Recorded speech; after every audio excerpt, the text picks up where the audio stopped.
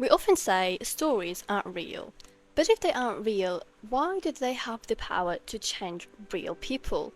Every year, billions of us laugh, cry, grieve, hope, and even rethink our own lives because of people who never even existed. Jean Valjean, for instance, has changed the way generations of readers think about justice and mercy. Alyosha Karamazov shows us that the quiet strength of compassion and goodness. Sidney Carton reminds us that redemption sometimes comes through sacrifice. None of them ever took a single breath, so why do they still feel so profoundly human? Over the past few weeks, I found myself fascinated by this particular question, and the more I explored it, the more I realised that great writers had been exploring this mystery for centuries, and that modern cognitive science may finally help explain why. As always on this channel, I am less interested in giving definitive answers than in following interesting questions wherever they lead. And I'm certainly not an expert in either field, and simply someone who loves asking questions like this. And I think the ideas surrounding them are far too interesting not to explore together. So, why can someone who never existed change someone who does?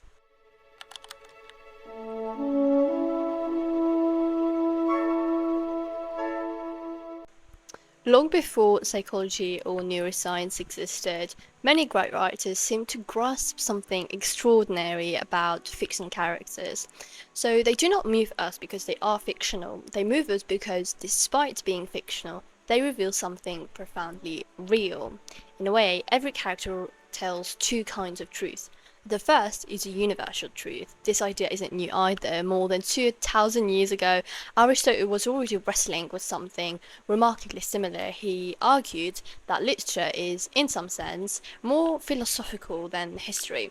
History tells us what happened, literature tells us what could happen. Not one person's story, but recurring patterns of human experience. In other words, great fiction doesn't simply tell stories. It reveals recurring patterns of what human beings think, feel, fear, and become. A historical figure belongs to one particular place and one particular time. A great fictional character belongs to humanity. Take Raskolnikov. He's no longer just a poor student wandering the streets of St. Petersburg. He becomes the frightening ability we all have to justify almost anything, and the unbearable weight of guilt that can follow. Or take Gregor Samsa from Kafka's Metamorphoses. One morning, he wakes up transformed into a gigantic insect. Of course, none of us have ever experienced such a thing, and yet millions of readers recognize something deeply human in his growing isolation, his shame, and his fear of becoming a burden to the people he loves. The story isn't true, but somehow the emotions are. Or take Ionesco's Rhinoceroses. On the surface, it is an absurd play about people who literally turn into rhinoceroses, but it quickly becomes clear that it isn't really about rhinoceroses at all. It becomes a reflection on conformity, ideological fanatism, and the frightening ease with which ordinary people can abandon their individuality simply because everyone else is doing the same. Different stories, different worlds, different centuries, and yet they all reveal something enduring about what it means to be human. They crystallize experiences that millions of people across cultures and centuries continue to recognize. Not factual truth, but human truth. But that's only half of it. Great characters don't only teach us about humanity, they quietly teach us about ourselves. As we follow them through impossible choices, we are almost never just observing, we are participating. Would I forgive? Would I lie? Would I sacrifice everything for ambition? Would I make the same choices? Take Elizabeth Bennet from Pride and Prejudice. At first, she's certain she understands the people around her, but as the story unfolds, she realizes that the person she misunderstood most wasn't Mr. Darcy, it was herself. Her greatest transformation isn't falling in love, it is learning to question her own judgment, and perhaps that's one reason readers still connect with her today. Pride and Prejudice isn't simply asking whether Elizabeth misjudged Mr. Darcy, it is asking whether we have ever judged someone too quickly, mistaken confidence for certainty, or been so convinced we were right that we forgot we could be wrong, in fact. Somewhere along the way, the novel quietly stops being about Elizabeth Bennet. It becomes about us. Sometimes we admire a character, sometimes we judge them, and sometimes, a little uncomfortably, we may recognize ourselves in them. Perhaps that's why the greatest novels often feel strangely personal. They are not simply stories, they are conversations between the author, the character, and the reader. What's really fascinating is that modern cognitive science offers one possible explanation that seems to complement this literary perspective remarkably well. One influential idea developed by researchers such as cognitive psychologist Keith Oatley suggests that fiction functions as kind of mental simulation. Different psychologists have proposed different versions of this idea, but they all point towards something surprisingly similar. Stories may function as a kind of rehearsal for life. Imagine them as something like a flight simulator.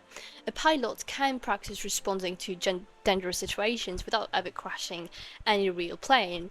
Stories may allow our minds to do something similar. Throughout fictional characters, we mentally experience love, betrayal, courage, grief, failure, and sacrifice without having to live those experiences ourselves. We rehearse possibilities, we explore consequences, we imagine different ways of thinking and acting. In other words, fiction may be one of the safest places where the human mind learns about life. Another idea that kept appearing again and again while I was researching for this video is something psychologists call the theory of mind. One of the remarkable things about humans is our ability to imagine what someone else is thinking or feeling.